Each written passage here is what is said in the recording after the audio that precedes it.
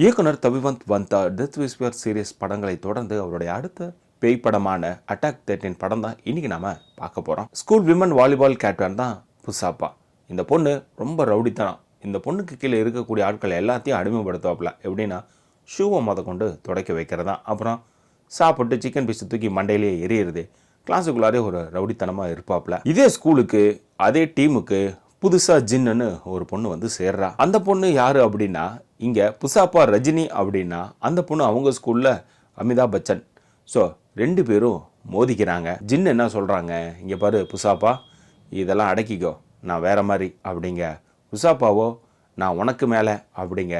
முட்டிக்க மோதிக்க அப்படிங்கன்னு இருக்கிறப்பயே ஒரு பையன் ஒன்று கிராஸ் ஆகிறான்.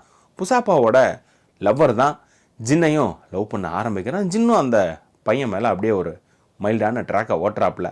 இந்த பொண்ணுக்கு தெரிய வரப்ப ஜின்னை கூட்டிட்டு புசாப்பா ஒரு இடத்துக்கு கூட்டிட்டு போய் பணத்துக்கு வித்துருவாப்புல. அங்கிருந்து தப்பிச்சு வரக்கூடிய கேரக்டரு அங்கேயே தெரியும் ஜின்னு எந்த மாதிரியான கேரக்டர் அப்படிங்கிறத. அன்னைக்கு நைட்டு புசாப்பா சூசைட் பண்ணிக்கிறாப்ல. இதையும் தாண்டி இந்த புசாப்பா ஆவியா வந்து 3 நாள் கெடு கொடுக்குறாப்புல. எனக்கு யார் யாரெல்லாம் பிரச்சனை பண்ணீங்களோ அவங்க எல்லாரையும் நான் கொல்ல போனேன் அப்படின்னு முடிவு பண்ணுறாங்க. அடுத்த 3 நாள் என்ன நடக்க போகுது அப்படிங்கிறதான் படம். முதல் அரை மணி நேரம் அப்படிங்கிறது ஒரு அளவுக்கு அப்படி மைல்டாக போயிட்டுருக்கோம். என்னப்பா பேய் படம், நீங்கள் ஒன்றுமே காணோம், ஓப்பனிங்கில் ஏதோ காட்டுக்குள்ளே காட்டினீங்க, அதுக்கப்புறம் எதுவுமே இல்லையே அப்படின்னா, இந்த பொண்ணு இறந்ததுக்கு அப்புறமா தான் படம் வந்து அங்கங்கே பயப்படுத்த ஆரம்பிக்கும். குறிப்பாக புசாப்பாவோட அப்பா சைடு ஒரு சீன் ஒன்று போவோம். அதுவும் கொஞ்சம் மிரட்டலாக இருக்கும்.